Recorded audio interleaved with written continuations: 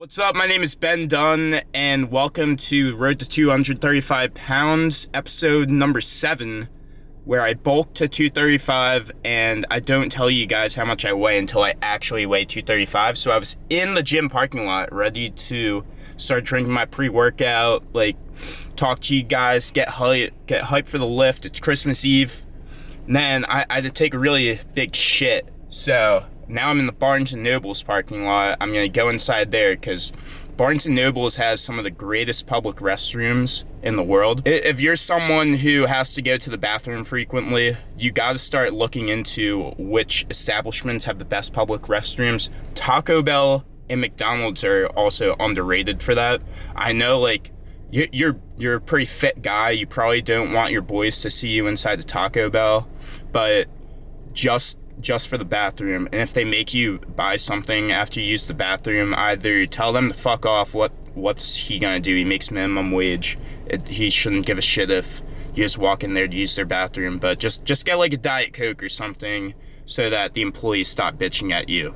Back in the gym parking lot, the Barnes & Noble's public restroom was kind of mid, but it got the job done. The only unfortunate thing is that by the time I got to the bathroom, I was kind of in a bad mood because you have to walk through all of the parents that don't know their kids well enough on Christmas Eve, buying them a book that they're never gonna read. So many sad kids tomorrow because their parents or grandparents or whatever went to Barnes & Noble's on Christmas Eve. Fun fact, for Hanukkah one year, because I'm not a Christian, I'm Jewish. For Hanukkah one year, I bought my sister a low-carb cookbook, and she didn't take it kindly. She thought I was calling her fat, which I guess I kind of was. Today for our energy drink, we got this Beyond Raw Lit. It says it's supposed to be Jolly Rancher grape flavored. Now, I'm going to explain to you guys what it actually tastes like, because definitely not Jolly Ranchers.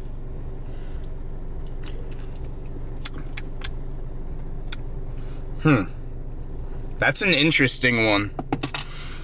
You know those Coca-Cola Freestyle machines? They have them at Wendy's, I think, and usually the movie theater. But it's that machine where when you order a fountain drink, you kind of get like a million options and you can make these crazy things. It tastes like the mellow yellow zero sugar grape flavor from that machine. I know it's very specific, but that's the only thing I can think of. Not bad. I'd say it's closer to Jolly Ranchers than the Rise drinks are to Kool-Aid and Sunny D and that stuff. So, I give it a 8 out of 10. Can't take a rest day today because tomorrow's Christmas and I'm being forced to take a rest day even though my family doesn't even celebrate Christmas. I'm literally going to work tomorrow morning and I just have to figure out something to do all day. I guess I'm just gonna eat. Probably watch some movies. We need a Jewish gym that's open on Christmas. I could make that gym. The entire marketing scheme of the Jewish gym is going to revolve around Kanye West slander. Kanye can't bench 225. Kanye sits when he pees. Speaking of Kanye, it's very sad, but I had to delete all of the Lights Hardstyle remix off of my Ben Fucking Done SoundCloud playlist, and it was also the first song, so the entire playlist is based off of a Kanye song, and then I deleted the Kanye song after he turned out to be an anti-Semitic prick. If anyone out there is still backing Kanye as a person, you should honestly reevaluate yourself, because, I'm not sensitive at all, but siding with Adolf Hitler in order to get out of an Adidas contract, the stuff that he said in some of those interviews, actually, yeah, no, that's enough about Kanye. Fuck that guy. It's only a matter of time until some rich Jewish guy calls a hit on Kanye. I give him about 2 weeks. It might happen on Christmas. It might happen tomorrow. So if I post this video and then Kanye gets popped tomorrow, I'm probably gonna get investigated. But just saying, I'm calling it. Someone's gonna pop him on Christmas. I'm gonna talk about my cycle pre-workout because I said I would. I pinned this morning. I pin on Saturdays and Tuesdays, usually like Saturday morning and Tuesday night, because it's 3.5 days, 7 days in a week, so it's twice a week. I had my first squirter since I became unnatural. Not that type of squirter. Like when you pull the needle out and it squirts. It was kind of scary it only lasted like a second. So yeah, I guess I fucked that up this morning, but if I only had one bad pin in however many times I pinned in my life so far, that's pretty good odds. I don't think any unnatural person out there can say that they've never had like one bad pin.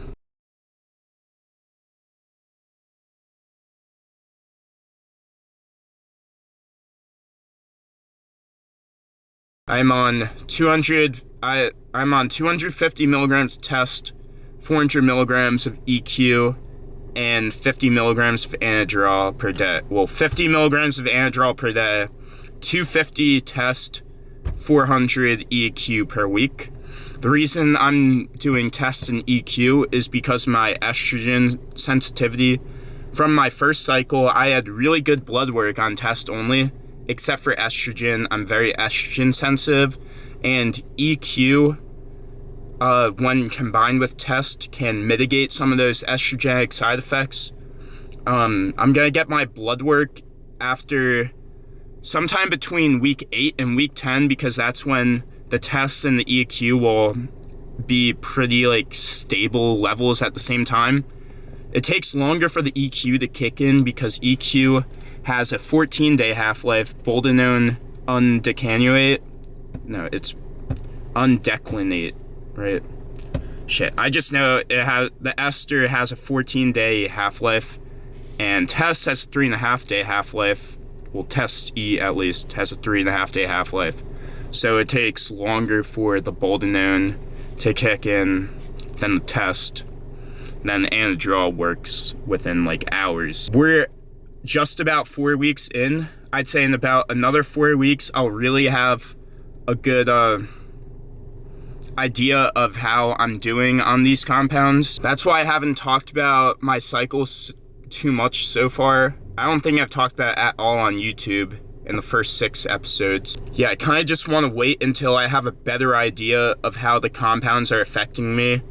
Right now, if you look at the science, like obviously I've been feeling the Anadrol, and the test is just starting to like not peak in concentration, but we're starting to reach more stable blood levels, because the thing with injectables that have longer half-lives, so you inject, you get a spike, and then after that injection, it starts going down, down, down, down, until your next injection, and that spikes a little bit higher, and that just keeps on going until it levels out. Basically, long story short, I'm waiting for more stable blood serum levels to really talk about how I'm feeling on this cycle and like have the best idea. The worst part about it so far is the Anadrol lower back pumps. Sometimes especially when you're training back, it just feels like tight beyond belief. Don't get me wrong, you can still train, but there are just some exercises that if you do too much volume on it, your lower back will just feel like it's as stiff as a board. I know Derek used to talk about when he was on D-ball, he couldn't even do certain leg exercises because of the lower back pump. I haven't felt it to that degree, just enough to notice oh shit, that's kind of uncomfortable, and then sometimes I'll roll out my lower back between sets if it gets really bad. All right, pre-workout is ingested, it is in the system. Now, let's hit this fucking lift. Hitting shoulders and arms today. Gonna get a nice pump, gonna have some fun, gonna toss some weight around, gonna get a little bit bigger. Gonna tear down that muscle tissue so it can rebuild itself and then some. Can you believe there are people sitting at home right now, not going to the gym, don't even have a gym membership, not because they can't afford it, Not because they don't have the time, but because they simply do not want to go to the gym. That shit does not make any sense. So for every one person that doesn't go to the gym, that's where you guys come into play. You gotta make up for it. You gotta train twice as hard so that one scumbag fat asshole sitting on his couch after working his 9 to 5 at KPMG doesn't go to the gym. You have to go twice as hard, build twice as much muscle to make up for America lacking in average muscle mass. Because think about it. If one guy doesn't go to the gym, but you say, all right, I got you, bro. Like, you don't have to go to the gym. Like, I got you. Build twice as much muscle so that you two together have both have above average muscle mass. And if everyone who goes to the gym went with this mentality, we'd start our own absolute revolution. We'd systematically put unfit people out of business. No excuses. You're forced to take a rest day the next day. You don't want to take 2 rest days in a row unless you need to. 2 rest days in a row are when it can become a bad habit. If you miss one day, it's like, all right, rest day, come back the next day. If you miss 2 days, it's like, fuck. Gotta get back that 3rd day though. You can't let 2 bad days in a row, you can't let 1 bad day in a row make you less successful. You can't make 2 bad days in a row make you less successful. It's like when the bad days stack on top of each other, that's when you start getting in your own head about what you're capable of. You miss 1 day and you're like, shit, all right, gotta get back at it the next day. You miss that day and you're like, shit, like I missed 2 days in a row, what the fuck? Don't think about that day before. Think, all right, I missed 1 day in a row. Wake up tomorrow morning, we're killing it. Don't think about how the days are stacking on top of each other. That's why I'm picking up this camera every fucking day, because I don't want to miss 2 days in a row, let alone 1.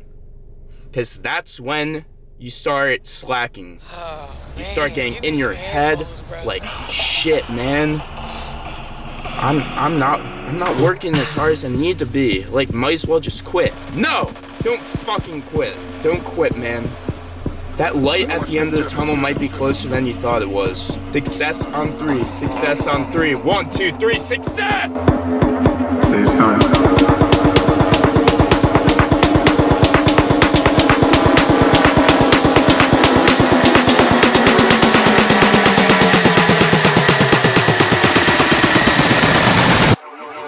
You know I said yes.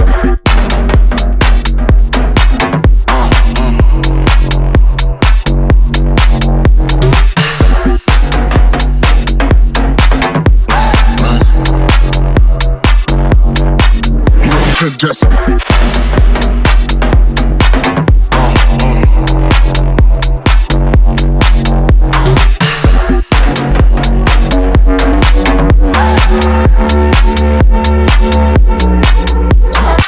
Oh man, you need some headphones, bro. you know I said yes.